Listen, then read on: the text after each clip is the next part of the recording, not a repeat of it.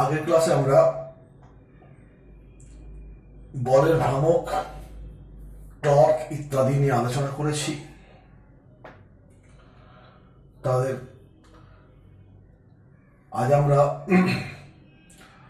বলের অধীনে বস্তুর সাম্যাবস্থা নিয়ে আলোচনা করব, অর্থাৎ সাম্যাবস্থা কাকে বলে, তার সংজ্ঞা, কোন শর্তে বস্তু সাম্যাবস্থায় থাকবে ইত্যাদি, এবং আরো কিছু বাস্তব কিছু উদাহরণ দিয়ে আলোচনা করব।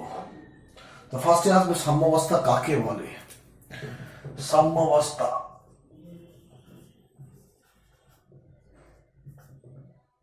বা ইকুইলিব্রিয়াম,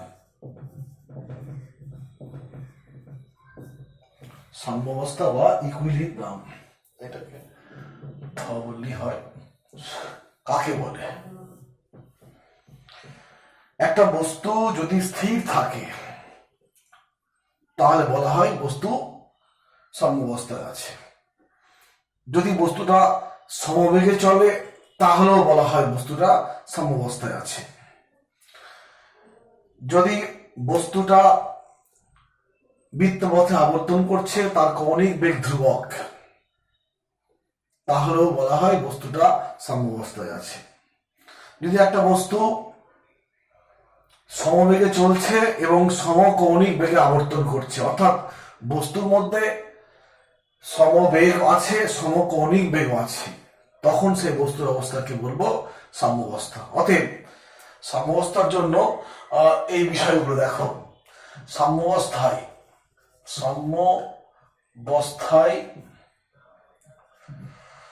বস্তু এক নম্বরে স্থির থাকে,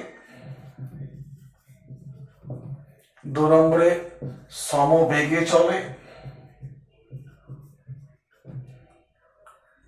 তিন নম্বরে সমকৌণিক বেগে চলে,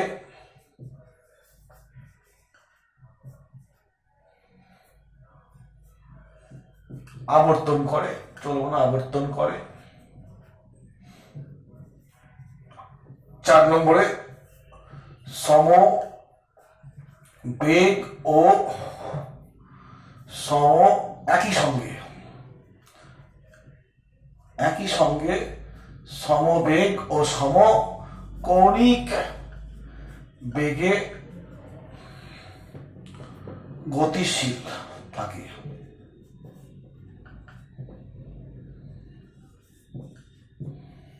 যদি বস্তুর এই অবস্থাগুলো লক্ষ্য করা যায়, বস্তুর মধ্যে এই অবস্থাগুলো লক্ষ্য করা যায়, তাহলে বলবো বস্তুটা সাম্যাবস্থায় আছে। এখন এখানে লক্ষ্য করো যে এই দুটো ক্ষেত্রে বস্তু স্থির আছে বা সমবেগে চলছে। আমরা নিউটনের ফার্স্ট লয়ে পড়েছি, কখন বস্তু স্থির থাকবে বা সমবেগে চলবে না, বাইরে থেকে বল প্রয়োগ না করলে। বাইরে থেকে বল প্রয়োগ না করলে বস্তু স্থির থাকবে বা সমবেগে চলবে। বল নেই, বাইরে থেকে বল নেই মানে কি, তার নেই, ত্বরণ নেই।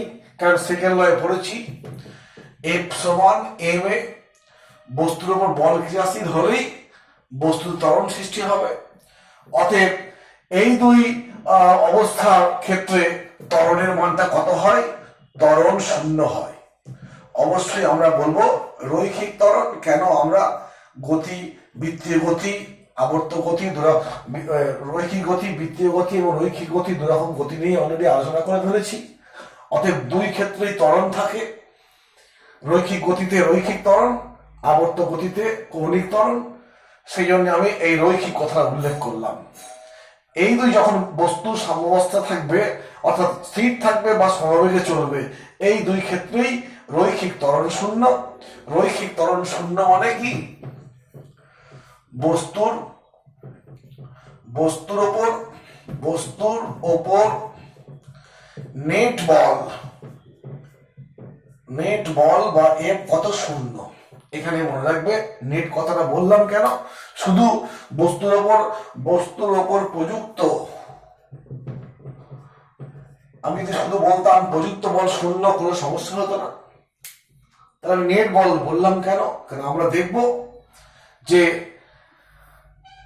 বস্তু ওপর বল না প্রয়োগ করলে সাম্যাবস্থায় থাকবে। আবার এমনও দেখবো বস্তুর ওপর বল ক্রিয়াশীল হয়েছে এবং সেই বলগুলোর ভেক্টর যোগফল অর্থাৎ নেট মানটা যদি শূন্য হয় তাহলেও কিন্তু এই ঘটনাগুলো ঘটবে। আমরা আস্তে আস্তে দেখবো, আলোচনা করবো আস্তে আস্তে। আবার দেখো এই দুই ক্ষেত্রে, দেখো এটা এই ক্ষেত্রটা এবং এই ক্ষেত্রটা সমবেগ নিয়ে আলোচনা আমি করেছি। সমকৌণিক বেগ, সমকৌণিক বেগে চলছে মানে কি, কৌণিক বেগটা ধ্রুবক। কৌণিক বেগ স্থির মানে কি, বস্তুর কি নেই, কৌণিক ত্বরণ নেই। এই দুই ক্ষেত্রে বস্তুর মধ্যে কি নেই, কৌণিক ত্বরণ। এটা শূন্যটা লেখা হয়নি, শূন্য। তার মানে কি, কৌণিক ত্বরণ সৃষ্টি করবে কে, বস্তুর উপরে ক্রিয়াশীল বলের ভ্রামক বা টর্ক। বলের ভ্রামক বা টর্কের মান শূন্য। অবশ্যই এক্ষেত্রে বলবো নেট, বলবো নেট বলের ভ্রামক বা টর্কের মান শূন্য। যদি টর্কের মান শূন্য হয় কৌণিক ত্বরণ শূন্য হবে। কৌণিক ত্বরণ শূন্য মানে সমকৌণিক বেগে চলবে বৃত্তপথে ঘূর্ণায়মান বস্তুর ক্ষেত্রে। আর যদি বস্তুর উপরে নেট বল শূন্য হয়, অর্থাৎ বল প্রয়োগ করা হয়নি অথবা বল প্রয়োগ করেছি এবং সেই বলগুলোর নেট পরিমাণ বা বীজগণিতিক ভেক্টরিক্যাল যোগফলের মান যদি শূন্য হয়, তাহলে বলের নেট বল শূন্য মানে বল শূন্য মানে রৈখিক ত্বরণ শূন্য। আর রৈখিক ত্বরণ শূন্য মানে বস্তু হয় স্থির থাকবে বা সমবেগে চলবে। অর্থাৎ সেই সংজ্ঞাটা আবার বলছি যে সাম্যাবস্থার সংজ্ঞা কাকে বলে যদি বলা হয়, আমি আর লিখছি না, ভিডিও বড় হয়ে যাবে। কি, যদি একটা বস্তু স্থিরাবস্থায় থাকে কমা, বস্তু সমবেগে চলে কমা, অথবা বস্তু সমকৌণিক বেগে চলে, অথবা বস্তু সমকৌণিক এবং একই সঙ্গে সমবেগে গতিশীল হয়, তখন সেই বস্তুর অবস্থাকে বলবো সাম্যাবস্থা। শুনে নাও, বইটা আবার দেখে নেবে, এই জিনিসটা বই আছে। অতএব আমি সাম্যাবস্থা কাকে বলে জানলাম। এবং সাম্যাবস্থার ক্ষেত্রে এই দুটো বিষয়, অর্থাৎ যখন সাম্যাবস্থা থাকবে রৈখিক ত্বরণ শূন্য বা কৌণিক ত্বরণের মান শূন্য হবে, অর্থাৎ নেট বল শূন্য হবে আর নেট ভ্রামকের মানও শূন্য হবে, এটা মনে রাখতে হবে। এখন আমরা এই যে আলোচনা করলাম এর ভিত্তিতে বস্তু সাম্যাবস্থায় থাকবে, অতএব তার শর্ত নির্ণয় করতে হবে। তার আগে আমরা বলবো যে বস্তুতে যদি একটা বল প্রয়োগ করি, একটা বস্তু আছে, বস্তু মানে কি আমরা আগেই পড়েছি, সিস্টেম অফ মাস বা বস্তু সংস্থা।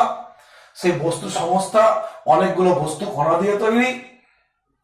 অতএব সেই রকমই অনেকগুলো বস্তু কণা দিয়ে সৃষ্ট একটা বস্তুতে যদি একটা মাত্র বল প্রয়োগ করি, সেই বস্তুতে সাম্যাবস্থা সৃষ্টি হবে না। কারণ বল ক্রিয়াশীল হলেই F সমান ma অর্থাৎ ত্বরণ সৃষ্টি হবে।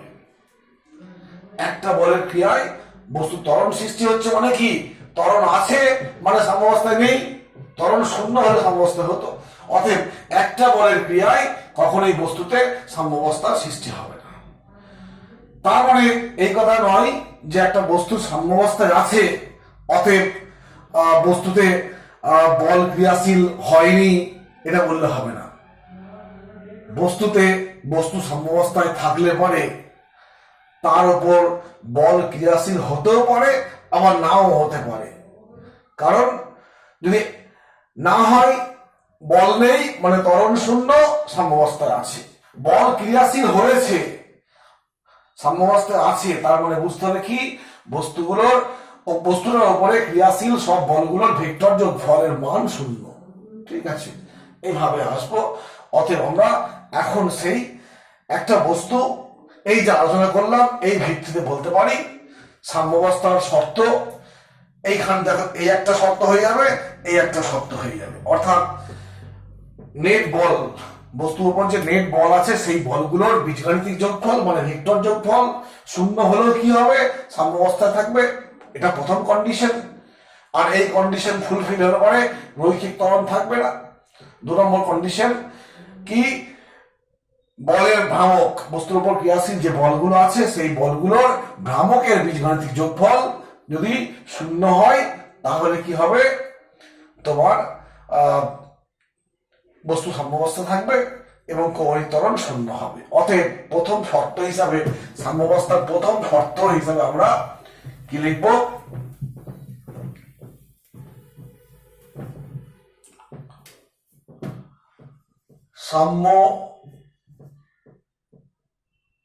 সাম্যাবস্থার শর্ত 1 নম্বর, প্রথম শর্ত, এটা বলছি প্রথম শর্ত, 1 নম্বর মানে প্রথম শর্ত, সেটা কি না, একটা বস্তুর উপরে অনেকগুলো বল ক্রিয়াশীল হয়েছে, একটা বস্তুর উপরে অনেকগুলো বল ক্রিয়াশীল হয়েছে একই তল অবশ্যই।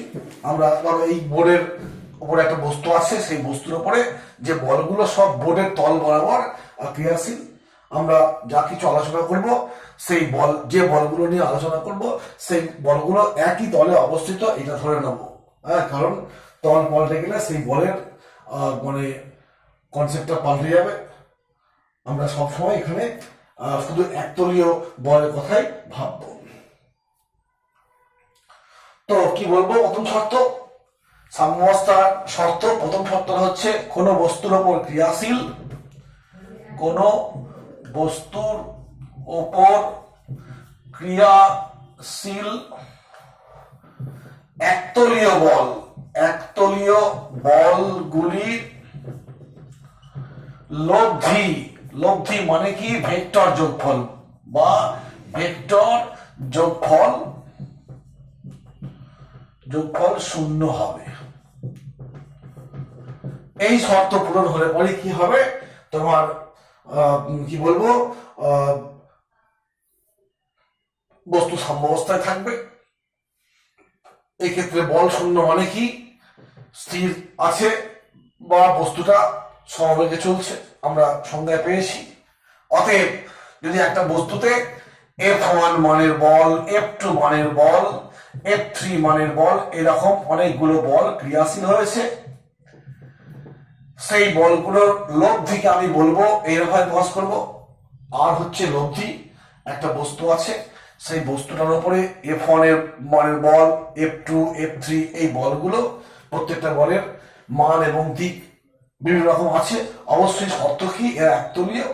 সেক্ষেত্রে এই বলগুলো লব্ধি বার করলাম বা ভেক্টর যোগ করলাম, এই যোগফলের মান যদি 0 হয়, অবশ্যই 0 হলে পরে সাম্যাবস্থায় হবে। অতএব আমি এটাকে বলতে পারি অঙ্কের নিয়ম অনুসারে সামেশন i সমান 0 হলো লব্ধি বা সামেশন চিহ্নটা কি প্রকাশ করছে যে ভেক্টর যোগফল হচ্ছে 0, এখানে একটা i দিতে হয়। অতএব i এর মান 1 প্লাস f1, i এর মান 2 মানে f2, f1, f2 ইত্যাদি। এটা হচ্ছে প্রথম সূত্রের গাণিতিক রূপ। এবং এই ক্ষেত্রে দেখো বল 0, নেট বল, নেট বল 0, তার মানে কি এই শর্ত পূর্ণ হলে, এই শর্ত পূর্ণ হলে বা পূরণ হলে, শর্ত পূরণ হলে বস্তুর কি হবে, বস্তুর রৈখিক ত্বরণ। কারণ f সমান m এ, m তো 0 হবে না, f এর মান 0 মানে কি ত্বরণের মান 0, অর্থাৎ রৈখিক ত্বরণ কি হবে, 0 হবে।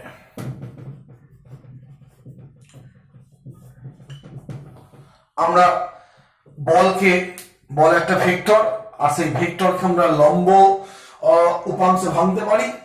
x অক্ষ বরাবর বলের উপাংশ, y অক্ষ বরাবর বলের উপাংশ। অতএব সেই উপাংশের ভিত্তিতে আমরা বলতে পারি যে কতগুলো বলের x অক্ষ বরাবর উপাংশগুলোর যোগফল 0 এবং y অক্ষ বরাবর বলগুলোর উপাংশের যোগফল পৃথকভাবে 0, তাহলেও কিন্তু তোমার কি হবে, তোমার সাম্যাবস্থায় থাকবে। এটা আমি আর লিখছি না, ঠিক আছে। এই হলো প্রথম সূত্র, প্রথম শর্ত, সাম্যাবস্থায় বস্তুর সাম্যাবস্থার জন্য প্রথম শর্ত হচ্ছে কি, বলগুলোর ভেক্টর যোগফল শূন্য হবে। দ্বিতীয় শর্ত, একটা বস্তুতে অনেকগুলো বল ক্রিয়াশীল হয়েছে, আর সেই বলগুলোর কোন একটা বিন্দুর সাপেক্ষে আমি ভ্রামক নেব। যদি ভ্রামক গুলোর যোগফল শূন্য হয়, আমরা জানি ভ্রামক সৃষ্টি হলেই বস্তুতে ভ্রামক তৈরি হলে পরে কি হবে, ঘূর্ণন প্রবণতার সৃষ্টি হবে। বলের ভ্রামক কি করে, বস্তুতে ঘূর্ণন প্রবণতার সৃষ্টি করে। অতএব ধরে নিচ্ছি একটা বস্তুতে আছে, সেই বস্তুতে এই একটা বল ক্রিয়াশীল হয়েছে, এফ বল F1, আবার ধরলাম এই একটা বল F2, তারপরে ধরছি এই একটা বল এরম ভাবে F3, এইভাবে ক্রিয়াশীল। তো দ্বিতীয় শর্তটা কি বলবো না, কোন বস্তুর ওপর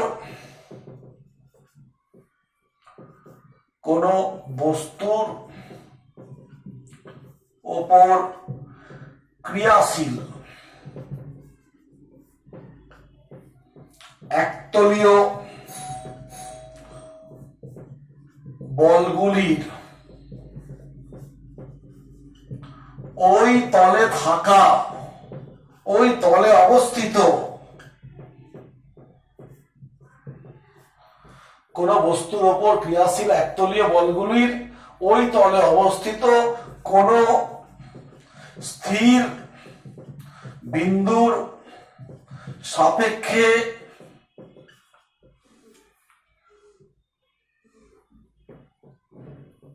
ভ্রামকগুলির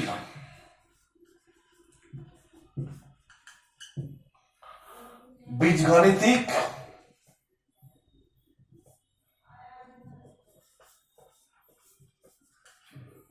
যোগফল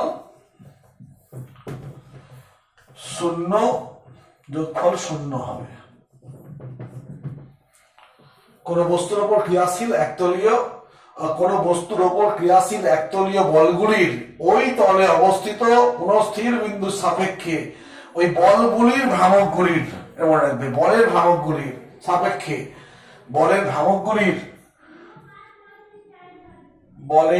ভ্রামকগুলির বীজগাণিতিক যোগফল শূন্য হবে। এই শর্ত পূরণ হলে পরে কি হবে, ভ্রামক শূন্য, ভ্রামক বস্তুতে ঘূর্ণন প্রবণতা সৃষ্টি করে। অতএব বস্তুর কি থাকবে না, কোনো ঘূর্ণন গতি থাকবে না বা আবর্ত গতি থাকবে না, রোটেশনাল মোশন থাকবে না। আর রোটেশনাল মোশন নেই মানে কি, ওর কি নেই, কৌণিক ত্বরণ নেই, এটা মনে রাখতে হবে। তো এখানে দেখো, আমি এইখানে একটা বিন্দু বললাম, এই বিন্দুটা ও বিন্দু সাপেক্ষে এই বলটার ক্রিয়া রেখা এই বরাবর। অতএব এইটাও ধরলাম, এটা ও বিন্দু, অতএব এইটা হচ্ছে এর ক্রিয়া রেখা R1 ধরলাম। এই বলটার ক্রিয়া রেখা এই বরাবর, অতএব লম্ব দূরত্ব হচ্ছে এইটা হচ্ছে R2। এই বলটার ক্রিয়া রেখা এরম বরাবর, অতএব এই বলটার লম্ব দূরত্ব কত হচ্ছে, R3। অতএব গাণিতিকভাবে কি লিখবো, ও বিন্দুর সাপেক্ষে ভ্রামকগুলোর যোগফল, ও বিন্দুর সাপেক্ষে কি লিখবো, F1 R1 plus F2 R2 plus F3 R3, যদি আরো কিছু থাকে সমান কি হবে, শূন্য। যদি এই শর্ত পূরণ হয়, এটাকে আমি জি দিয়ে বললাম মোট ভ্রামক, এটাকে সামেশন আকারে প্রকাশ করতে পারি, F(i)(ri) সমান শূন্য। আবার এর ভেক্টর ফর্মে প্রকাশ করতে পারি, আমরা শিখেছি ভেক্টর ফর্মটা কি হবে, r cross f summation i সমান 0।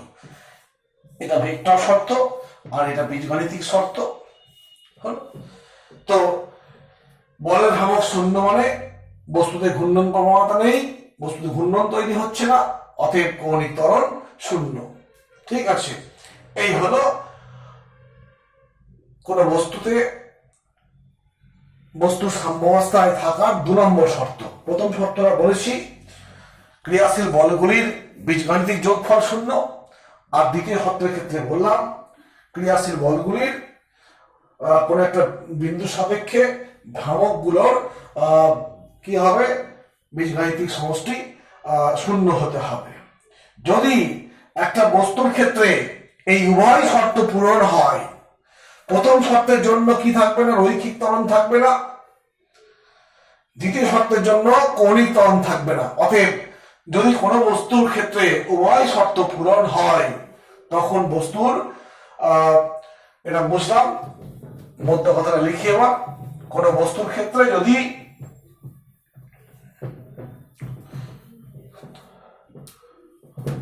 কোন বস্তুর ক্ষেত্রে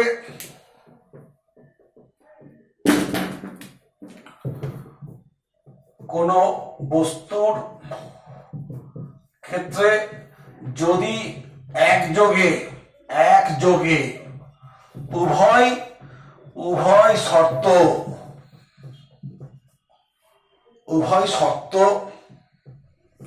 পূরণ হয় তবে বস্তু সাম্যাবস্থায় উভয় শর্ত বলতে এখানে ওই প্রথম শর্ত এবং দ্বিতীয় শর্তের কথা বলেছি, সাম্যাবস্থায় থাকবে। এটা অবশ্যই যে যদি একটা বস্তুর ক্ষেত্রে প্রথম শর্ত মানে যেটা বলছিলাম যে বলগুলোর ভেক্টর যোগফল শূন্য, দ্বিতীয় শর্ত মানে ভ্রামকগুলোর ভেক্টর যোগফল বলো, বীজগাণিতিক যোগফল বলো, যাই হোক, যদি শূন্য হয় তাহলে কি হবে, তোমার এই দুই শর্ত পূরণের জন্য বস্তুটা সাম্যাবস্থায় থাকবে। এই হলো সাম্যাবস্থা নিয়ে আলোচনা। আমরা এর পরের ক্লাসটাতে আমরা কি করব না, কয়েকটা বিশেষ ক্ষেত্র, একটা বস্তুর উপরে দুটো বল, তিনটে বল ক্রিয়াশীল হয়েছে, তার উপর সাম্যাবস্থায় আছে, এগুলো নিয়ে আলোচনা করব। আর ফার্স্টেই বলেছি একটা মাত্র বল যদি বস্তুতে ক্রিয়াশীল হয় তো কখনোই বস্তুতে সাম্যাবস্থার সৃষ্টি সম্ভব নয়। বস্তু কখনোই সাম্যাবস্থায় থাকবে না যদি একটা বল ক্রিয়াশীল হয়। ওকে, এখানে শেষ করছি।